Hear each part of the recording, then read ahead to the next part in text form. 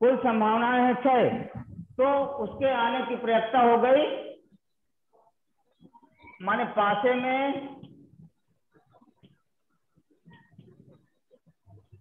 एक आने की प्रयत्ता। सुमित स्पेलिंग क्या लिखे यार वहां पर? 1/6। नहीं पता चल। इसी तरह 2 आने की मैं लिखे प्रयत्ता भी 1/6, 5 आने की प्रयत्ता भी 1/6 और 6 आने की प्रयत्ता भी 1/6। माने हम जिस अंक को कह रहे हैं कि ये अंक आएगा तो उसकी प्रयत्ता 1/6 है। Yes sir. एक हम दूसरा एग्जांपल लेते हैं। आप लोग प्लेइंग कार्ड जानते होंगे, ताश के पत्ते। ताश में 52 पत्ते होते हैं। आप जानते हैं कि उन 52 पत्तों में अगर हम कहें कि बादशाह आने की प्रयत्ता कितनी है? Yes sir. ताश के पत्ते में बादशाह आने की प्रयत्ता कितनी है? जैसे हम गड्डी है, हम निकालते हैं कि बादशाह आए, तो बादशाह आने की प्रयत्ता कितनी होगी?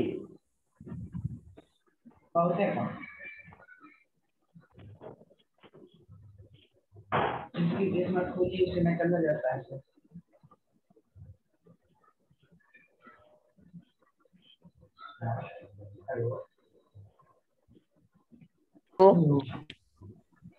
हेलो। हाँ सर की तो आवाज ही नहीं आ रही है। आ तो रही मेरे तो चैट बादशाह आने की मजाक में हटा। तो देखिए, ताश के पत्ते में हमारे 4 बादशाह होते हैं, तो 4 माने 4 बार संभव है और कुल संयोग बनते हैं उसके 52। कुल पत्ते हैं 52। तो कहने का मतलब प्रयत्ता हो गई 1/13। बादशाह आने की प्रयत्ता 1/13। इसी तरह हम कोई भी पत्ता निकालें या हम कहें कि गुलाम आने की प्रयत्ता क्या होगी, तो वे भी 1/13।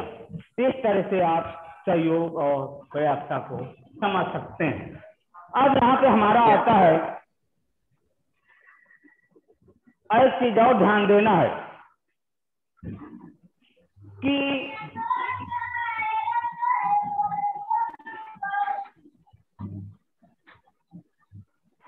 कई संभावनाओं वाली घटनाओं की प्रयत्ता 0 और 1 के बीच में होती है। काला वाला कीड़ा वाला।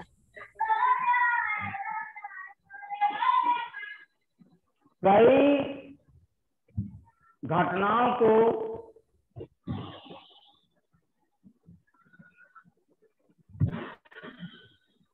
कई संभावनाओं वाली घटना की प्रयत्ता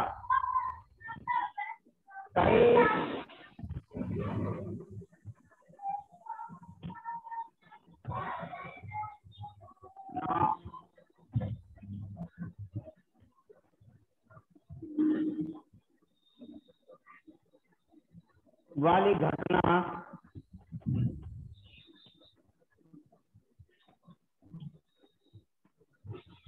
की प्रायिकता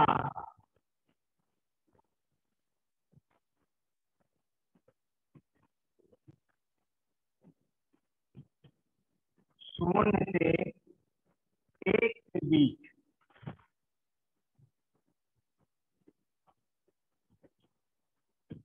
होती है। जैसे हमने अभी एग्जाम्पल दिया आपको सिक्के का, तो सिक्के में भी चित्त आने की प्रयत्ता 1/2 थी और पट आने की प्रयत्ता 1/2 थी। तो कहने का मतलब इनमें कई संभावनाएं हैं, चित्त भी आ सकता है, पट भी आ सकता है। तो इसलिए जिनमें कई संभावनाएं होती हैं तो उसकी प्रयोक्ता हमेशा 0 से 1 के बीच होती है। जैसे चित्त आने की प्रयोक्ता 1/2 थी, तो 1/2 जो है वह 0 और 1 के बीच है। 1/2 का मतलब 0.5, जो कि 1 से कम है, या दूसरी भाषा में हम कह सकते हैं 1/2 को आधा, माने 1 से कम। और निश्चित घटनाओं की प्रायिकता,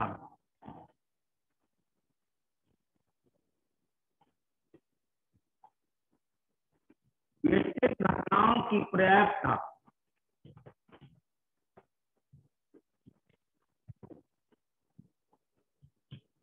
एक, निश्चित घटनाओं की प्रायिकता सदैव 1 होती है।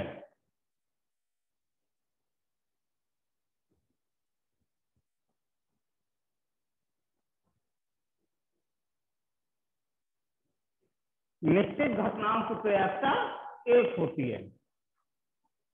जैसे सूर्य पूर्व में निकलता है तो ये निश्चित घटना है, तो उसकी प्रायिकता 1 होगी। अनिश्चित घटनाओं की प्रायिकता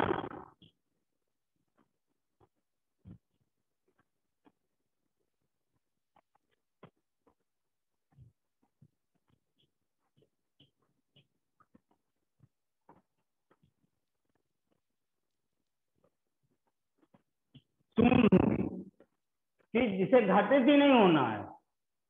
जैसे हमने एक एग्जाम्पल दिया था कि एक चींटी की लंबाई 3 मीटर हो सकती है, जो कि कभी हो ही नहीं सकती। तो उसकी प्रायिकता 0 होगी। और कई संभावनाओं वाली घटनाओं की प्रायिकता 0 से 1 के बीच होती है। हमने अभी आपको बताया था कि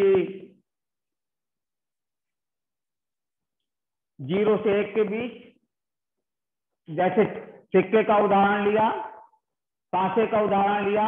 पासे में 1 अंक आने की प्रायिकता 1/6, 5 अंक आने की प्रायिकता 1/6, ये 1 से कम है।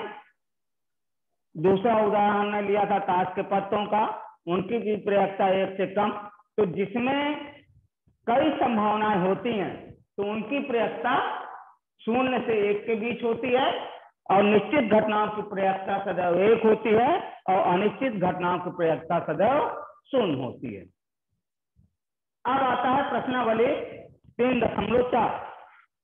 बताइए कि निम्नलिखित में किसका होना निश्चित है, किसका होना असंभव है और कौन हो भी सकता है परंतु निश्चित रूप से नहीं। अगर हम एग्जाम्पल लें, आज आप कल की आयु, आज आप कल से अधिक आयु के होंगे। आज आप कल से अधिक आयु के होंगे। आज कह रहा है कि आप कल की आयु से अधिक होंगे, तो यह निश्चित है कि कल हमारी आयु कम रही होगी किंतु आज ज्यादा होगी। एक सिक्के को उछालने पर चित्त आएगा, ये हो भी सकता है और नहीं भी हो सकता है। एक पासे को फेंकने पर 8 आएगा, ये असंभव है क्योंकि पासे में कुल 6 तक अंक होते हैं। अगली ट्रैफिक लाइट हरी दिखेगी, ये भी घटना हो भी सकती है और नहीं भी हो सकती है। कल बादल घिरे होंगे, तो ये अनुमान है, ये भी घटना हो सकती है और नहीं भी हो सकती है। इस तरह से ये पहला सवाल है। दूसरा सवाल है, एक डिब्बे में 6 कंचे हैं जिन पर 1 से 6 संख्याएं अंकित हैं। संख्या 2 आने वाले कंचों को इसमें से निकालने की प्रायिकता क्या होगी? तो डिब्बे में 6 कंचे हैं, उनपे 1 2 3 4 5 6 लिखा हुआ है। तो कह रहा 2 आने की प्रायिकता,